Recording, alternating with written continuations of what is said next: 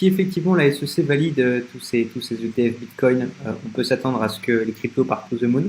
Dans cette attente, ça va être quand même vachement plus compliqué pour beaucoup de builders, beaucoup de vendeurs de bouquins sur le marketing Web3 pour écouler leurs produits. Comment est-ce que tu vois les choses et quelle est ta stratégie de go-to-market, de vente des bouquins dans l'attente de ces nouvelles-là?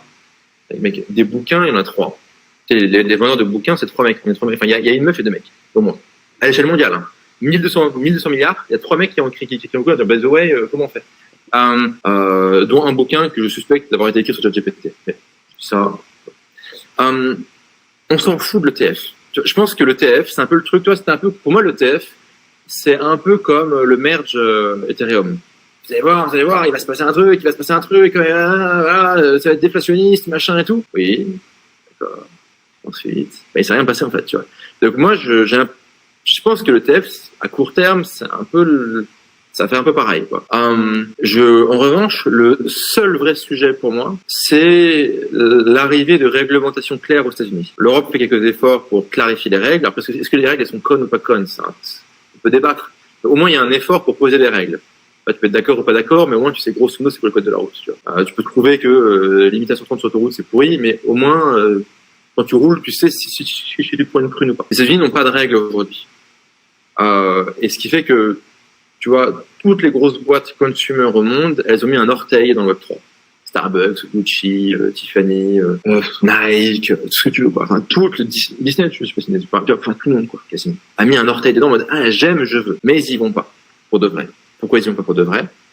Parce que le patron de Disney, demain il y a la SEC qui arrive, qui paye une prune de 2 milliards, ta carrière elle est terminée. T'as mis 30 ans, 40 ans pour niquer tout le monde pour être patron de Disney. C'est pas pour faire all-in sur un JPEG, sur la blockchain, te prendre une prune à 2 milliards et sauter dans l'humiliation générale. Et donc tant qu'il n'y a pas une réglementation claire, tous ces boîtes-là diront orteil dans la piscine, grand max. Une fois qu'il y aura des règles claires, si ces règles ne sont pas trop hostiles, je pense qu'elles ne sont pas trop hostiles. Aujourd'hui, le climat est très hostile, mais je suis assez optimiste sur le fait que les États-Unis c'est un pays pragmatique. Donc, ils arriveront avec des règles, des règles à mon avis pro-business et pro-thune, parce que c'est les États-Unis, quoi. C'est quand il y a de la thune à faire, et c'est en pro-thune, quoi.